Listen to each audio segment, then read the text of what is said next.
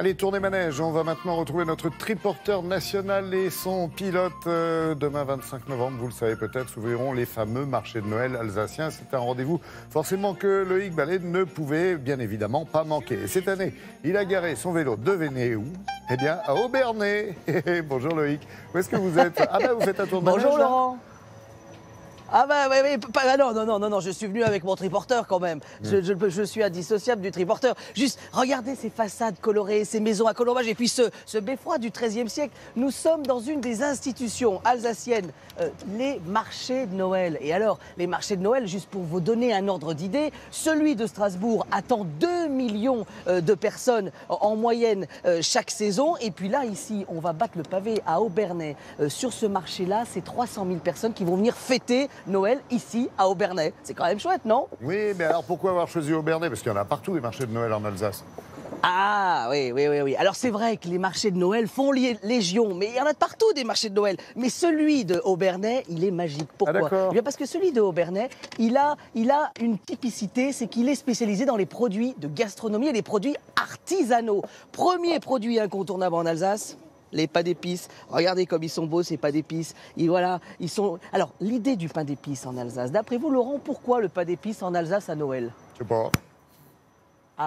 Alors, en fait, l'idée, c'est simple, c'est qu'avant, on mettait dans ce pain d'épices des épices, et on pensait qu'en le faisant cuire, il allait embaumer la pièce et désinfecter les intérieurs. Bien sûr. Voilà. Et en fait, on s'en servait pour désinfecter les maisons, un peu comme le papier d'Arménie. Regardez, dans la plupart de ces pains d'épices, au minimum, il y a ces 7 épices. Est-ce que vous imaginez? Alors, bien sûr, il y en a plein d'autres. On peut monter jusqu'à 13 épices.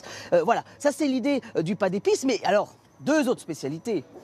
La deuxième, elle est là. Nous sommes dans les contreforts des Vosges. Et dans les Vosges, qu'est-ce qu'on fait avec les salaisons?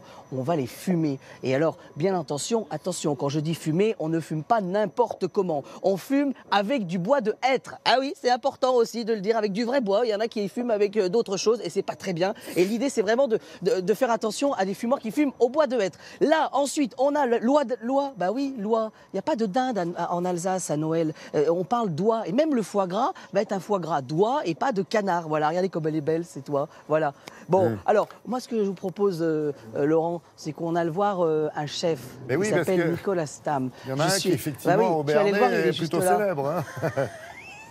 Ah bah oui. Imaginez juste, Nicolas Stam, il a 2 étoiles au guide Michelin. Il est juste en bas, là, pas très loin de la gare. Et son institution est assez emblématique à Noël parce qu'il y a un chariot de dessert alsacien qui arrive à la fin. Et nous, justement, nous sommes allés voir comment il fabriquait le Bära-Wecke. C'est quoi le Bära-Wecke? Bah, la réponse en image.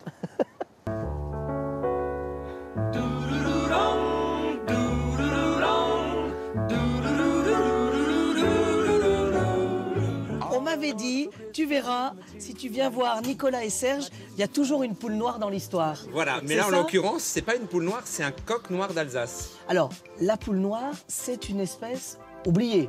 Pratiquement oubliée, oui. Et qu'on a sauvée. Ah oui, d'ailleurs. Ben voilà, il s'éveille, il s'énerve s'énerve quand on en parle. Ça fait partie à part entière de notre patrimoine national, parce que c'est la plus vieille race française avicole.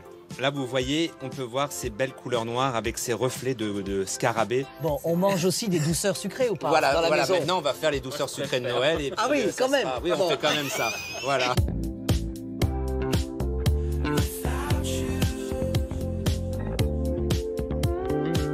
Finalement, en Alsace, toutes les raisons sont bonnes pour goûter.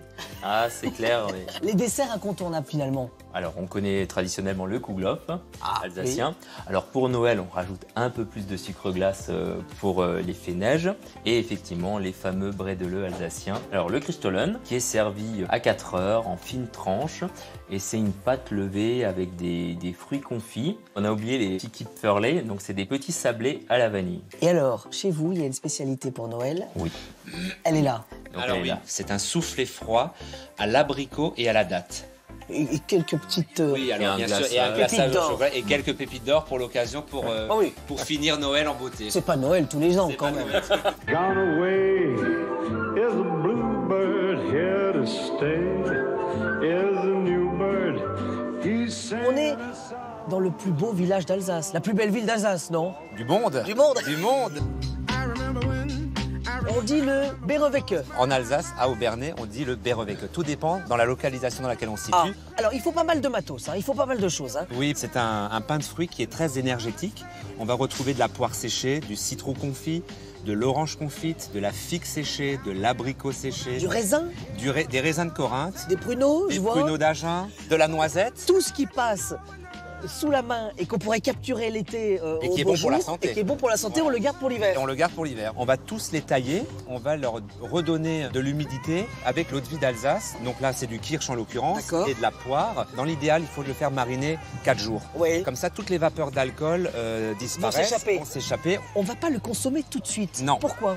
Les figues, la poire et les amandes doivent continuer à confire et ce qui va donner quelque chose de très moelleux en bouche. Donc il va évoluer. Voilà, il On va pourrait devenir le à consommer, maturité. à au bout de maturité. plusieurs mois. On peut garder ça jusqu'au printemps, janvier, Sans problème février, sans problème.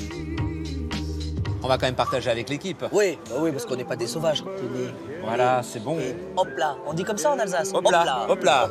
He's singing a song. Ben oui, ça fait envie. Allez, Loïc, une petite note sucrée pour terminer. Ah bah oui, regardez comme ils sont beaux ces Kouglof, parce qu'on a oublié les Kouglof inspirés des coiffes ottomanes, vous savez.